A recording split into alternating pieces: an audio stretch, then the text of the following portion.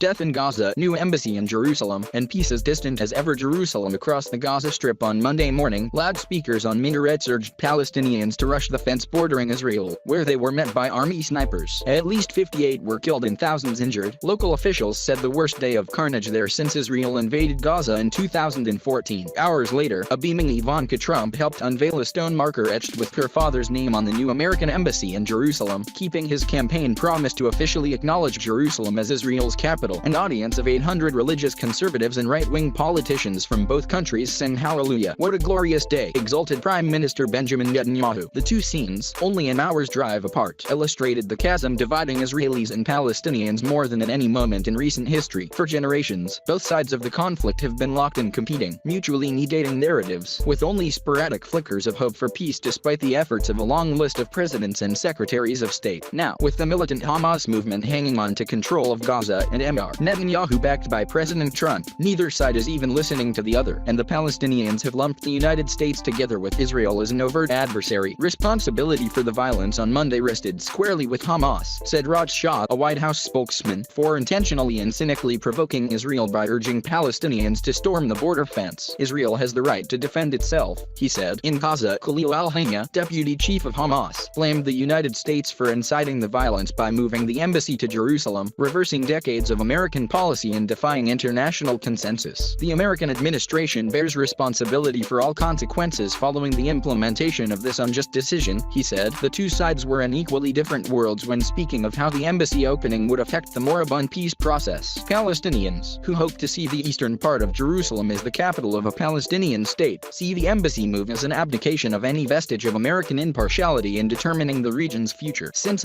Trump announced the move in December, Palestinian leaders have flatly rejected the idea of peace talks under American auspices. But Jared Kushner, Trump's son-in-law and advisor, predicted that when there is peace in this region, we will look back upon this day and will remember that the journey to peace started with a strong America recognizing the truth. Netanyahu spoke of peace with all our neighbors at the embassy dedication, praising Trump and his team as truth-tellers for acknowledging what he called the fact that Israel's capital was an eternal, undivided Jerusalem. A peace that is built on lies will crash on the rocks of Middle Eastern reality, Netanyahu said, with evangelical pastors preaching in Sheldon G. Adelson, the influential Jewish Republican donor who had pressed Trump to move the embassy. In the front row, the only reference to the Gaza violence came when Kushner said that those provoking violence are part of the problem and not part of the solution. For Israelis, the day was one many had dreamed of for generations. Regardless of their politics, it seemed unjust that the international community refused to see Jerusalem as their capital, a position they saw as a denial of the city's Jewish history. For Palestinians, the embassy moves timing on the 70th anniversary of Israel's independence, the eve of the day they commemorate the expulsion or flight of hundreds of thousands of Palestinians from their homes in what became Israel became the focal point of demonstrations along the Gaza fence for 2 months leading up to it. By mid-afternoon east of Gaza City on Monday, the scene at the fence resembled a pitched battle, a chaotic panorama of black smoke, wailing sirens, streams of tear gas and recurring gunfire. Emergency workers with stretchers carried off a stream of injured people, many with leg wounds, some having been shot in the abdomen. A number were teenagers. A voice on a loudspeaker urged the crowd forward, "Get closer, get closer." The charge was often led by women dressed in black, waving Palestinian flags and urging others to follow. "We don't want just one or two people to get closer," said an elderly woman clutching a shoulder bag and a flag. "We want a big group." Some in the crowds were planting or hurling explosives, Israel said, and many were flying flaming kites into Israel. At least one kite outside the Nahalaz kibbutz, across the fence from Gaza City, ignited a wildfire. After midday prayers, the atmosphere grew even more charged when officials from Hamas and other militant factions addressed the worshippers, urging them into the fray and claiming falsely, to all appearances, that the fence had been breached and that Palestinians were flooding into Israel. Hamas officials vowed that the protests would continue, but also hinted at the possibility of a military strike at Israel by the group's military wing, the Qassam Brigades, a response that could bring about another Gaza war. Israel said no Palestinians had crossed the fence, but said it had repulsed several unsuccessful attempts by Hamas to have armed fighters slip across into Israel and wreak havoc, which Israel has maintained all along has been the true military objective of Hamas. At least 3 separate squads of armed fighters tried to use the commotion and smoke and dynamics of the riots as concealment, and then launched an attack on the fence, said Colonel Jonathan Conricus, a spokesman for the Israel Defense Forces. One Israeli soldier was wounded by shrapnel from what was believed to be an explosive device, he said, and a variety of explosives were hurled at the Israelis by Palestinians. There had been numerous shots fired at Israeli soldiers, the army said. The attempts to breach the fence expanded from 5 locations in in previous protests to 13, Colonel Conricus said, calling Monday's action an unprecedented level of violence. Israel responded with gunfire and tear gas, and Israeli jets struck 5 targets in a Hamas military training facility in the northern Gaza Strip, and 2 other Hamas military positions in the area were hit by an aircraft and a tank. Israel has made clear throughout the protests that it holds Hamas responsible for any violence emanating from Gaza, and Colonel Conricus made no apologies for the body count. Hamas is killing Gaza, he said. We, on the other hand, are defending our homes. Israel's military response restored international attention to the Palestinian cause with each one-sided casualty report, and revived Hamas's flagging political fortunes. The rival Palestinian Authority was left to look reactive and meek by comparison.